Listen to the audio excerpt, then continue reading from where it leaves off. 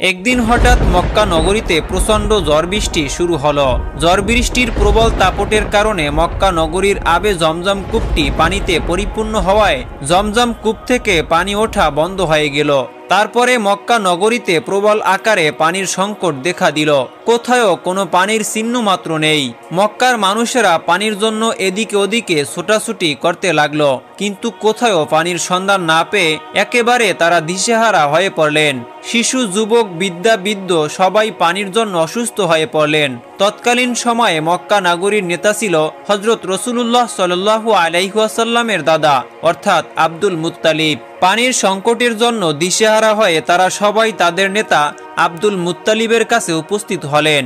আব্দুল মুত্তালিবের কাছে উপস্থিত হয়ে সবাই তাকে বললেন, আপনি আমাদের নেতা, আপনি যেভাবেই হোক আমাদের পানির ব্যবস্থা করুন। আপনি জমজম কূপ থেকে পানি উত্তোলন করার ব্যবস্থা করে দিন। আমাদের মনে হয় আপনি ছাড়া আর কেউই জমজম কূপ থেকে পানি উত্তোলন করার ব্যবস্থা করে দিতে পারবে না। উপস্থিতগণ বললেন, আমরা যদি জমজম কূপ থেকে পানি না পাই তাহলে সবাই অসুস্থ হয়ে মারা যাব। এই কথা শুনে আব্দুল মুত্তালিব ভীষণ চিন্তিত হয়ে পড়লেন। তিনি মনে মনে ভাবতে লাগলেন কিভাবে জমজম কূপ থেকে পানি উত্তোলন করা যায় এবং কিভাবে পানি উত্তোলন করার ব্যবস্থা করা যায়। কিন্তু তিনি কোনো চিন্তা করেই কুল কিনারা পেল না, কোনো আশার আলো দেখতে পেল না। তখন তিনি মহান আল্লাহ তাআলার দরবারে দুইখানা হাত উত্তোলন করে দোয়া করলেন এবং বিভিন্ন ধরনের মান্নত করলেন, কিন্তু কোনো দোয়া ও মান্নত আল্লাহর দরবারে কবুল হলো না। শেষ পর্যন্ত আব্দুল মুত্তালিব দিশেহারা হয়ে মহান আল্লাহ তাআলার দরবারে দোয়া করে বললেন, হে মহান রব্বুল আলামিন, আপনি জমজম কূপ থেকে পানি উত্তোলন করার ব্যবস্থা করে দিন। বিনিময়ে আমি আমার 10 সন্তানের মধ্য থেকে একটি সন্তানকে আমি আল্লাহর রাস্তায় কোরবানি করে দিব। আব্দুল মুত্তালিব যখন এই মান্নত করলেন তখন এই মান্নত কবুল হয়ে গেল।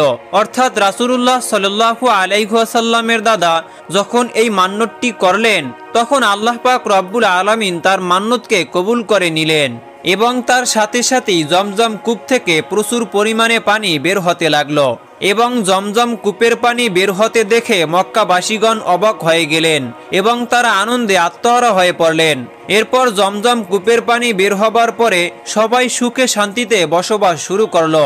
কিন্তু এইদিকে এই ঘটনার পরে রাসূলুল্লাহ সাল্লাল্লাহু আলাইহি ওয়াসাল্লামের দাদা আব্দুল মুত্তালিবের এই মান্নতের কথা মনে ছিল না। তিনি অবিরাম এই মান্নতের কথা ভুলে গেলেন। একদিন হযরত মুহাম্মদ সাল্লাল্লাহু আলাইহি ওয়াসাল্লামের দাদা আব্দুল মুত্তালিব তার নিজের গৃহে ঘুমাচ্ছিলেন। তিনি স্বপ্নে দেখলেন মহান আল্লাহ তাআলা আব্দুল মুত্তালিবকে বলছেন, হে আব্দুল মুত্তালিব, তুমি কি ভুলে গেলে তুমি কি মান্নত করেছিলে?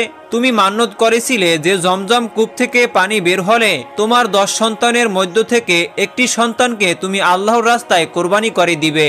তুমি তোমার মান্নত পূরণ করো।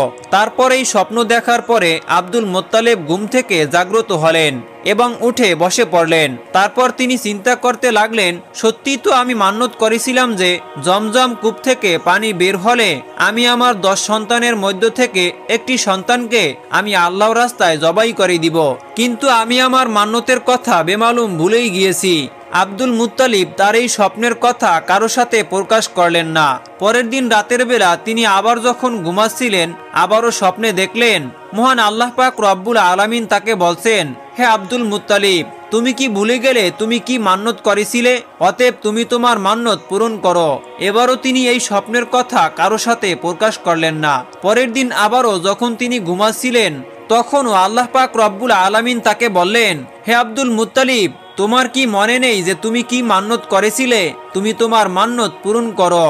তুমি তোমার 10 সন্তানের মধ্য থেকে একটি সন্তানকে আল্লাহর রাস্তায় জবাই করো। যদি 7 দিনের মধ্যে এই মান্নত পূরণ না করো তাহলে তোমার 10 সন্তান মৃত্যুবরণ করবে এবং জমজম কূপ থেকে পানি বের হবে না, একেবারেই চিরদিনের জন্য বন্ধ হয়ে যাবে। এরপর আব্দুল মুত্তালিব এই স্বপ্ন দেখার পর ভয়ে কাঁপতে লাগলেন। রাসূলুল্লাহ সাল্লাল্লাহু আলাইহি ওয়াসাল্লামের দাদা আব্দুল মুত্তালিব চিন্তা করতে লাগলেন যে তিনি কি করবেন, কিছুই তার বুঝে আসছে না। কারণ তার 10 সন্তানের মধ্য থেকে কাকে তিনি জবাই করবেন এটাই তিনি বুঝে উঠতে পারছে না। পরের দিন সকালবেলা আব্দুল মুত্তালিব তাওরাত পণ্ডিতদেরকে ডাকলেন। তাওরাত পণ্ডিতেরা আব্দুল মুত্তালিবের কাছে আসলেন যখন আব্দুল মুত্তালিব ভীষণ চিন্তিত এবং পেরেশানি অবস্থায় তাওরাত পণ্ডিতদেরকে বললেন, হে পণ্ডিতগণ, আমি মহান আল্লাহ পাক রব্বুল আলামিনের দরবারে মান্যত করেছিলাম জমজম কূপ থেকে পানি বের হলে আমি আমার 10 সন্তানের মধ্য হতে একটি সন্তানকে আল্লাহর রাস্তায় কোরবানি করে দিব। আমার মান্যত মহান আল্লাহ পাক রব্বুল আলামিন কবুল করে নিয়েছিলেন। জমজম কূপ থেকে আবারও পানি বের হয়েছিল, কিন্তু তারপর আমি আমার সেই মান্যতের কথা একেবারেই ভুলে গিয়েছিলাম। গত 3 দিন পর্যন্ত মহান আল্লাহ পাক রব্বুল আলামিন আমাকে স্বপ্নে দেখিয়েছিলেন মহান আল্লাহ তাআলা আমাকে বলছেন আমার মান্যত পূরণ করতে। তিনি 3 দিন পর্যন্ত আমাকে বলছেন, হে আব্দুল মুত্তালিব, তোমার কি মনে নেই যে তুমি কি মান্যত করেছিলে? তুমি তোমার মান্যত পূরণ করো। আমার 10 সন্তানের মধ্য হতে একটি সন্তানকে জবাই করে দিতে হবে। আমি যদি আমার মান্যত পূরণ না করি তাহলে 10 সন্তান মৃত্যুবরণ করবে এবং জমজম কূপ চিরদিনের জন্য পুনরায় বন্ধ হয়ে যাবে। আপনারা বলুন এখন আমি কি করতে পারি?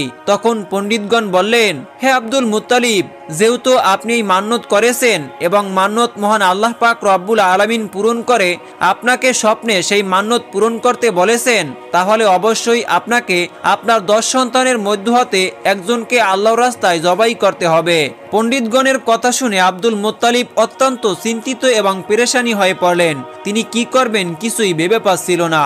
তার 10 সন্তানের মধ্যে কাকে তিনি জবাই করবেন তাই তিনি ভেবে পাচ্ছিল না, কারণ তার 10 সন্তানই তার কাছে প্রিয় ছিল। তারপর তিনি কোনো উপায় না পেয়ে পরের দিন তার সন্তানদেরকে ডাকলেন।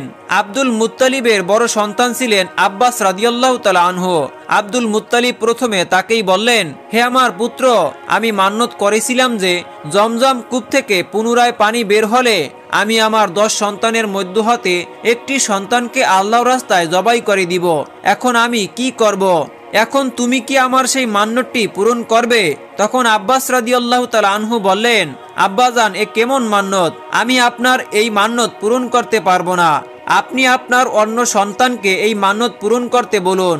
রাসূলুল্লাহ সাল্লাল্লাহু আলাইহি ওয়াসাল্লামের দাদা অর্থাৎ আব্দুল মুত্তালিব তার দ্বিতীয় সন্তান আমির হামজাকে বললেন, হে পুত্র, তুমি আমার মান্যত পূরণ করো। তখন আমির হামজা বললেন, আব্বাজান, আপনি এ কেমন মান্যত করেছেন? আপনার মান্যতের জন্য আমি আমার জীবন দিতে পারবো না। আপনি আপনার অন্য সন্তানকে বলুন। এভাবেই আব্দুল মুত্তালিব একে একে সব সন্তানদেরকে বললেন, কিন্তু কেউই এতে রাজি হলো না। বাকি ছিল তার একটি সন্তান, সেটি হলো তার সবচাইতে ছোট সন্তান, যার নাম হলো আব্দুল্লাহ। আব্দুল্লাহ ছিলেন রাসূলুল্লাহ সাল্লাল্লাহু আলাইহি ওয়াসাল্লামের পিতা এবং আব্দুল মুত্তালিবের সবচেয়ে প্রিয় সন্তান। আব্দুল মুত্তালিব আব্দুল্লাহকে অনেক স্নেহ এবং আদর যত্ন করতেন এবং তাকে অধিক পরিমাণে ভালোবাসতেন। যখন আব্দুল মুত্তালিবের কথায় তার 9 জন ছেলে রাজি হলো না, তখন মুত্তালিব অত্যন্ত চিন্তিত হয়ে পড়লেন। তারপর আব্দুল্লাহ তার পিতার চিন্তিত মুখমণ্ডল দেখে বললেন, আব্বাজান, আপনার কি হয়েছে? আমি তো কিছুই বুঝতে পারছি না। আপনি কি নিয়ে এত চিন্তা করছেন?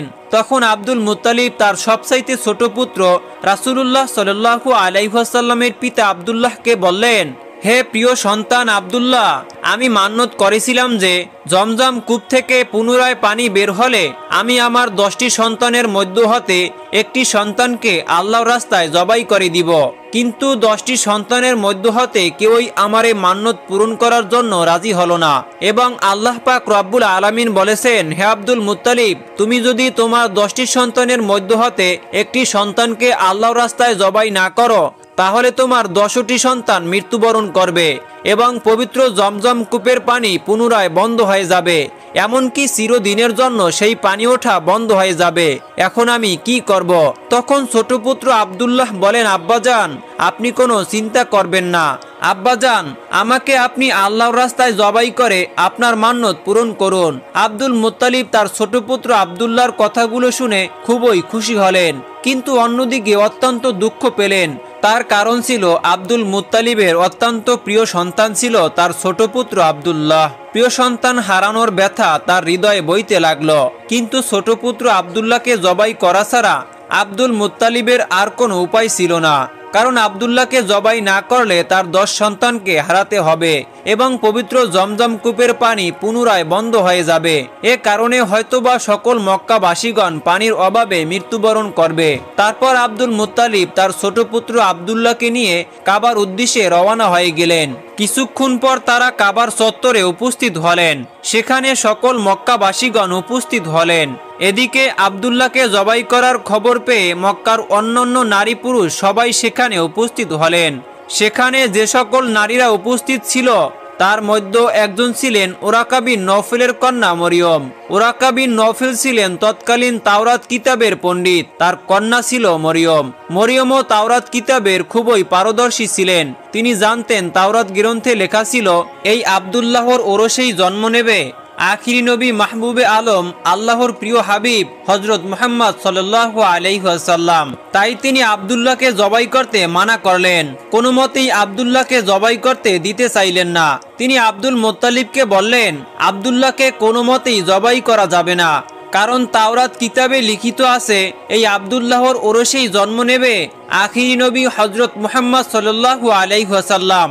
কারণ তাওরাত কিতাবে লিখিত আছে এই আব্দুল্লাহর ওরসেই আখিরি নবী হজরত মুহাম্মদ সাল্লাল্লাহু আলাইহি ওয়াসাল্লাম এই পৃথিবীতে আগমন করবেন। তারপর রাসূলুল্লাহ সাল্লাল্লাহু আলাইহি ওয়াসাল্লামের দাদা আব্দুল মুত্তালিব মরিয়মকে বললেন, আমি মান্যত করেছিলাম যে জমজম কূপ থেকে পানি পুনরায় উত্তোলন হলে আমি আমার 10 সন্তানের মধ্য থেকে একটি সন্তানকে আল্লাহর রাস্তায় জবাই করে দিব। সেই অনুযায়ী এখন যদি 10 সন্তানের মধ্য থেকে একটি সন্তানকে জবাই না করি তাহলে আমার 10 সন্তানকে মৃত্যুবরণ করতেই হবে এবং জমজম কূপ থেকে আবারও পানি ওঠা বন্ধ হয়ে যাবে। তখন মরিয়ম বললেন, যাই হোক না কেন আব্দুল্লাহকে কোনো মতেই জবাই করা যাবে না, বিনিময় এই মক্কা নগরীতে রক্তের বন্যা বয়ে যাবে, তবু আমরা আব্দুল্লাহকে জবাই করতে দিব না। মরিয়ম বললেন, প্রয়োজনে আপনি আপনার অন্য সন্তানের মধ্য থেকে যে কোনো একটি সন্তানকে জবাই করেন। মরিয়মের সঙ্গে সঙ্গে সকল মক্কাবাসীগণ বলে উঠল, আমরা কোনো মতেই আব্দুল্লাহকে জবাই করতে দিব না। অপরদিকে অন্যান্য মক্কাবাসীগণ বলল, আমরা যদি আব্দুল্লাহর চেহারা দেখে ব্যবসায় বা সফর করি তাহলে আমাদের ব্যবসা ভালো হয়। হে আব্দুল মুত্তালিব, আপনার ছোট পুত্র আব্দুল্লাহকে আমরা কোনো মতেই জবাই করতে দিব না। তারপর আব্দুল মুত্তালিব কোনো উপায় দেখতে না পেয়ে শেষ পর্যন্ত তাওরাত পণ্ডিতের কাছে আবার চলে গেলেন এবং সমস্ত ঘটনাগুলি তাদেরকে খুলে বললেন। তখন তাওরাত পণ্ডিত তার প্রশ্ন শুনে বললেন, আপনি এখন গিয়ে লটারির ব্যবস্থা করুন। এই লটারিতে উটের নাম লিখুন এবং আপনার ছোট পুত্র আব্দুল্লাহর নাম লিখুন। এই লটারিতে যার নাম উঠবে তাকে আপনি আল্লাহর রাস্তায় জবাই করে দিবেন। তারপর সকল মক্কাবাসীর সামনে আব্দুল মুত্তালিব লটারির ব্যবস্থা করে দিলেন। সেখানে উটের নাম লেখা হলো এবং আব্দুল্লাহর নাম লেখা হলো এবং এই দুইটি কাগজ তারা একটি পাত্রের ভিতরে দিয়ে দিল। যখন পাত্রের ভিতর থেকে কাগজটি তুলল তখন দেখা গেল আব্দুল্লাহর নাম উঠল। এদিকে মক্কাবাসী কোনো মতেই আব্দুল্লাহকে জবাই করতে দিবে না। আবারও লটারির ব্যবস্থা করা হলো এবং কাগজ তুলে দেখলো আবারও আব্দুল্লাহর নাম উঠল। এভাবেই লটারি করতে করতে 99 বার এই পাত্র থেকে লটারির মাধ্যমে কাগজটি তোলা হলো, কিন্তু প্রতিবারই আব্দুল্লাহর নাম উঠল। তারপর আব্দুল মুত্তালিব বললেন, আর কোনো উপায় নেই, এবার আমার প্রিয় আব্দুল্লাহকে জবাই করতেই হবে। যেহেতু আমি মান্যত করেছিলাম তাই আমাকে মান্যত পূরণ করতেই হবে এবং মান্যত পূরণ করার জন্য আমাকে শেষ পর্যন্ত আমার প্রিয় পুত্র আব্দুল্লাহকে জবাই করতে হবে। আব্দুল মুত্তালিবের এই কথা শুনে তারপর তাওরাত পণ্ডিতের কন্যা মরিয়ম বললেন, না, আব্দুল্লাহকে জবাই করা যাবে না। আপনি আবারও নতুন করে লটারির ব্যবস্থা করুন। যতক্ষণ পর্যন্ত উটের নাম না ওঠে ততক্ষণ পর্যন্ত আপনি লটারি চালিয়ে যাবেন। আবারও লটারির ব্যবস্থা করা হলো। একদম শেষ পর্যায়ে অর্থাৎ 100 বারের পর ওই লটারিতে উটের নাম উঠল। এবার সকল মক্কাবাসীগণ আনন্দে আত্মহারা হয়ে উঠল। অন্যান্য সকলে খুশি হলো, কারণ তাদের প্রিয় আব্দুল্লাহকে আর জবাই করতে হবে না। এই ভেবে সবাই খুশিতে আত্মহারা হয়ে উঠল। তারপর আব্দুল মুত্তালিব অত্যন্ত খুশি হয়ে 100টি উট আল্লাহর রাস্তায় জবাই করে দিলেন। এদিকে আব্দুল্লাহ ধীরে ধীরে বড় হতে লাগলো। যখন তিনি বিবাহের উপযুক্ত হলো তখন বহু জায়গা থেকে আব্দুল্লাহর জন্য বিবাহের সম্বন্ধ আসতে লাগলো, কারণ তৎকালীন সময়ে আব্দুল্লাহ ছিলেন সবচেয়ে সুন্দর পুরুষ। আব্দুল্লাহকে দেখে যে কারো ভালো লেগে যেত। আব্দুল্লাহকে পাওয়ার জন্য মক্কার রমণীরা অধীর হয়ে থাকত। মক্কার রমণীরা মান্যত করত আব্দুল্লাহকে স্বামী হিসাবে পাওয়ার জন্য, কারণ আব্দুল্লাহ ছিলেন অত্যন্ত সুন্দর, ভদ্র ও সৎ চরিত্রবান পুরুষ। প্রতিদিন আব্দুল্লাহর জন্য অনেক বিবাহের প্রস্তাব আসত, কিন্তু কোনোটাতেই রাজি হতো না। কারণ আব্দুল মুত্তালিব তার বন্ধু ওয়াব ইবনে আব্দুল মানায়েরের কাছে ওয়াদা করেছিলেন তার কন্যার সাথে আব্দুল্লাহর বিবাহ দিবেন। ওয়াবের কন্যার নাম ছিল আমিনা। তারা মদিনায় বসবাস করতেন। তারপর কিছুদিন পরে আব্দুল মুত্তালিব তার ছোট পুত্র আব্দুল্লাহকে নিয়ে মদিনার উদ্দেশ্যে রওনা হয়ে গেলেন। উদ্দেশ্য ছিল আব্দুল্লাহর সাথে আমিনার বিবাহ দেওয়া। আব্দুল্লাহ এবং আব্দুল মুত্তালিব যখন মদিনার উদ্দেশ্যে রওনা হয়ে গেলেন, তারা দেখল পথের ধারে দাঁড়িয়ে আছে তাওরাত কিতাবের পণ্ডিত ওরাকা বিন নওফেলের কন্যা মরিয়ম। তিনি আব্দুল্লাহকে দেখে তার কাছে আসলেন এবং মরিয়ম বললেন, ওহে আব্দুল্লাহ, কিছু বছর পূর্বে তোমার পিতার মান্যত পূরণ করার জন্য তোমার প্রাণের পরিবর্তে যে 100টি উট কোরবানি দিয়েছিলেন, আজ আমি শপথ করে বলছি সেই 100টি উট তোমার পক্ষ থেকে আমি তোমার পিতাকে দিয়ে দিব। কিন্তু আমার একটা প্রস্তাব রয়েছে, তার বিনিময়ে তুমি আমাকে বিবাহ করো। কিন্তু আব্দুল্লাহ সৎ চরিত্রবান ও ভদ্র এবং লাজুক হওয়ায় মরিয়মের এই প্রস্তাবে কোনো উত্তর দিল না। আব্দুল্লাহ শুধু বললেন, আমি আমার পিতার সঙ্গে আছি। পিতাকে ছেড়ে অন্যত্র যাওয়া কিংবা পিতার কথার অবদ্ধ হওয়া আমার পক্ষে কখনোই সম্ভব নয়। এই কথা বলে আব্দুল্লাহ তার পিতার সঙ্গে মদিনার উদ্দেশ্যে আবার রওনা হলেন। দীর্ঘ পথ অতিক্রম করার পরে মদিনায় ওয়াব বিন আব্দুল মান্নানের বাড়িতে পৌঁছে গেলেন। তৎকালীন সময়ে ওয়াব বিন আব্দুল মান্না মদিনার সম্মানীয় বংশের ছিলেন এবং তার মর্যাদা ছিল ভালো।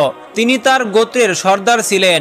তারপর আলাপ আলোচনার মধ্য দিয়ে তার কন্যা আমিনার সঙ্গে আব্দুল মুত্তালিবের পুত্র আব্দুল্লাহর বিবাহ হয়ে যায়। এদিকে আমিনা ছিল তার সম্প্রদায়ের মহিলাদের নেত্রী। অনেক ঐতিহাসিক লিখেছেন, আব্দুল্লাহ বিবাহের পর তার শ্বশুর বাড়িতে 3 দিন পর্যন্ত অবস্থান করে। তারপর আব্দুল্লাহ আমিনাকে বিবাহ করে নিজ গৃহে নিয়ে আসেন। তারপর আখিরি নবী হযরত মুহাম্মদ সাল্লাল্লাহু আলাইহি ওয়াসাল্লাম মা আমিনার গর্ভে আসে। আব্দুল্লাহর বিবাহের অনেক দিন পরে তিনি কোথাও যাচ্ছিলেন, তখন দেখলো তাওরাত কিতাবের পণ্ডিত ওরাকা বিন নওফেলের কন্যা মরিয়ম সেখানে দাঁড়িয়েছিলেন। মরিয়ম জানতো না ইতিমধ্যেই আব্দুল্লাহর বিবাহ হয়ে গেছে। আব্দুল্লাহকে দেখে মরিয়ম তার কাছে আসলেন এবং আব্দুল্লাহর চেহারার দিকে তাকিয়ে তিনি আর কিছু না বলে মরিয়ম আবারও তার গৃহের দিকে ফিরে গেলেন। এই ঘটনা দেখে আব্দুল্লাহ কিছুটা অবাক হয়ে মরিয়মকে জিজ্ঞেস করলেন, হে মরিয়ম, সেদিন তুমি আমাকে বিবাহের জন্য প্রস্তাব দিয়েছিলে, কিন্তু আমাকে দেখে আজ কিছু না বলে কেন এরকম ভাবে চলে যাচ্ছ? এর কারণ কি আমি জানতে পারি? তখন মরিয়ম বললেন, তুমি বিয়ে করছো ইতিমধ্যেই, তুমি অন্য এক নারীর স্বামী, তোমার চেহারা পরিবর্তন ঘটেছে, এটা আমি স্পষ্ট দেখতে পেয়েছি। আমি সেদিন তোমাকে বিয়ের প্রস্তাব দিয়েছিলাম, তার কারণ হলো তোমার লালাটে এক উজ্জ্বল নূর ছিল। সেই নূরের জ্যোতি যেমন তেমন ছিল না। এর আগে কখনোই কোনো পুরুষের লালাটে এমন দেখিনি, কিন্তু আজ তোমার লালাটে সেই নূর দেখতে পাচ্ছি না। এর কারণ হচ্ছে এখন এটার অধিকারিণী হলো তোমার সৌভাগ্য স্ত্রী। সুতরাং এখন আমার আর তোমার কোনো প্রয়োজন নেই। এভাবেই কোনো কথা না বলেই আমি চলে যাচ্ছিলাম। এই কথা বলা শেষ হলে মরিয়ম সেখান থেকে চলে গেল। অতঃপর আব্দুল্লাহ বাড়ি ফিরল। তারপর থেকে আব্দুল্লাহ ও আমিনা সুখে শান্তিতে সংসার করতে লাগলো। কিছুদিন পরে আব্দুল মুত্তালিব আব্দুল্লাহকে খেজুর আনার জন্য সুদূর মাদিনায় পাঠায়। খেজুর নিয়ে আসার সময় আব্দুল্লাহ কুরাইশদের একটি বাণিজ্য কাফেলার সঙ্গে সফর করেছিলেন, কিন্তু পথেই হঠাৎ অসুস্থ হয়ে পড়লেন, যার ফলে আব্দুল্লাহ মদিনায় অবতরণ করেন এবং সেখানেই তিনি ইন্তেকাল করেন। ইন্না লিল্লাহি ওয়া ইন্না ইলাইহি রাজিউন।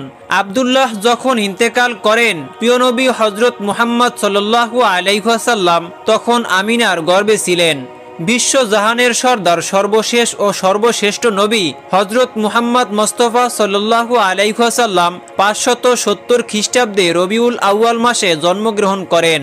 রাসূলুল্লাহ সাল্লাল্লাহু আলাইহি ওয়াসাল্লামের জন্মের সময় পৃথিবীতে এমন কিছু অলৌকিক ঘটনা ঘটেছিল যা সবাইকে অবাক করে, শ্রেষ্ঠ নবীর আগমনকে মানুষের সামনে স্পষ্ট করে। বিশ্বনবী সাল্লাল্লাহু আলাইহি ওয়াসাল্লামের জন্মের কিছুদিন আগে আব্রাহার হস্তি বাহিনীর বিন্যাস ঘটে। আসহাবে ফিল অর্থাৎ আব্রাহার হস্তি বাহিনী খানায়ে কাবার উপর আক্রমণ করেছিল এবং আল্লাহ তাআলা তাদেরকে আবাবিল নামক কিছু ক্ষুদ্র পাখি দ্বারা ধ্বংস করেছিল। এই ঘটনাটি বিশ্বনবী সাল্লাল্লাহু আলাইহি ওয়াসাল্লামের জন্মের বরকতের পটভূমি ছিল বলে সিরাতের কিতাবগুলোতে উল্লেখ রয়েছে। হযরত উসমান ইবনে আব্দুল্লাহ আস রাদিয়াল্লাহু তাআলা আনহুর মা হযরত ফাতেমা বিনতে আব্দুল্লাহ রাদিয়াল্লাহু তাআলা আনহু বলেন, রাসূলুল্লাহ সাল্লাল্লাহু আলাইহি ওয়াসাল্লামের জন্মের মুহূর্তে আমি মা আমিনার কাছে ছিলাম। আমি দেখলাম বিবি আমিনার ঘরটি আলোয় আলোকিত হয়ে গেল এবং আকাশের সব তারকা নিচের দিকে ঝুঁকে পড়ল। আমার মনে হতে লাগলো তারকাগুলো যেন আমার উপর এসে পড়ছে। বিশ্বনবীর জন্মক্ষণে এদিকে পৃথিবীর মূর্তিশালায় নবুয়তের সূর্যোদয়, অপরদিকে পরশ্ব সম্রাট কিসরার রাজপ্রাসাদে ভূমিকম্পের সৃষ্টি হয়। এই ভূমিকম্পের দরুন রাজপ্রাসাদের 14টি গম্বুজ ভেঙে গুড়িয়ে যায়। পারস্যের এক অগ্নিকুণ্ড যা 100 বছরব্যাপী বিরতিহীনভাবে জ্বলছিল তা সেই শুভ মুহূর্তে হঠাৎ নিভে যায়। সাওয়া নামক এক নদীতে যথারীতি পানি প্রবাহিত হচ্ছিল। বিশ্বনবী সাল্লাল্লাহু আলাইহি ওয়াসাল্লামের আগমনের মুহূর্তে হঠাৎ তার অর্ধেক জলরাশি শুকিয়ে যায়। এটা ছিল অগ্নি পূজা সহ সব ভ্রান্তির অবসানের ইঙ্গিত। সহিহ হাদিসে বর্ণিত, জন্মের সময় বিশ্বনবীর মায়ের পেট থেকে এমন একটি নূরের বিস্তরিত ঘটেছিল যার আলোকে পূর্ব থেকে পশ্চিম দিগন্ত পর্যন্ত সবকিছুই আলোকিত হয়ে গিয়েছিল। কোনো বর্ণনায় পাওয়া যায় বিশ্বনবী সাল্লাল্লাহু আলাইহি ওয়াসাল্লাম যখন ভূমিতে আবির্ভূত হলেন তখন উভয় হাতের উপর ভর দিয়েছিলেন। তারপরে এক মুষ্টি মাটি দিয়ে আকাশের দিকে দৃষ্টিপাত করলেন। হযরত ইবনে সুফিয়ান বর্ণনা করেন, হযরত আয়েশা রাদিয়াল্লাহু তাআলা আনহা বললেন, বিশ্বনবী সাল্লাল্লাহু আলাইহি ওয়াসাল্লামের জন্মগ্রহণের সময় এক ইহুদি ব্যবসার উদ্দেশ্যে মক্কা নগরীতে বসবাস করত। যে রাতে বিশ্বনবী সাল্লাল্লাহু আলাইহি ওয়াসাল্লাম পৃথিবীতে আগমন করে সেই রাতের পরবর্তীকালে সে কুরাইশদের কাছে জিজ্ঞাসা করল, গত রাতে এই এলাকাতে কোনো শিশুর জন্ম হয়েছে কি? উপস্থিত কুরাইশের লোকেরা বলল, এই বিষয়ে আমরা কিছুই জানি না। লোকটি বলল, তোমরা এই বিষয়টির অনুসন্ধান করো, কেননা এই রাতে বর্তমান উম্মতের নবী ভূমিষ্ঠ হয়েছে। তাদের মধ্যবর্তী স্থানে একটি বিশেষ নিদর্শন অর্থাৎ মোহরে নবুয়ত রয়েছে। জন্মের পর শিশুটির মুখে জিন আঙ্গুল পুরে রাখার ধরন, শিশুটি 2 দিন ধরে কারো দুধ পান করবে না। কুরাইশের লোকেরা সন্ধান করে জানতে পারল যে আব্দুল্লাহর এক পুত্র সন্তান ভূমিষ্ঠ হয়েছে।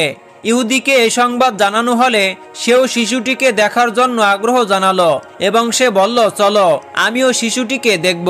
ইহুদি লোকটি যখন শিশুটিকে দেখলো এবং তার 2 কাঁধের মাঝে মোহরের নবুয়তের নিদর্শন দেখতে পেল তখন সে চিৎকার করে বেহুশ হয়ে গেল। হুশ ফিরে আসার পর লোকটি বলল, নবুয়তের বনি ইসরাইল আজ থেকে শেষ হয়ে গেল। হে কুরাইশ সম্প্রদায়, ভবিষ্যতে এই শিশু তোমাদের প্রতি এমন এক আক্রমণ পরিচালনা করবে যার সংবাদ পূর্ব থেকে পশ্চিম পর্যন্ত ছড়িয়ে পড়বে। এছাড়া আরো অনেক আশ্চর্যজনক ঘটনা সিরাতের পাতায় পাতায় স্বর্ণ অক্ষরে লেখা রয়েছে। আসুন আমরা বিশ্বনবীর চরিত্র লক্ষ্য করে আমাদের জীবন গড়ি, তাহলে এই পৃথিবী থেকে সমস্ত অন্ধকার দূরীভূত হয়ে আসবে। আল্লাহ পাক রব্বুল আলামিন যেন আমাদের সকলকে প্রিয় নবী হযরত মুহাম্মদ সাল্লাল্লাহু আলাইহি ওয়াসাল্লামের দেখানো পথে চলার তৌফিক দান করেন। সকলেই কমেন্ট বক্সে লিখুন আমিন। ইসলাম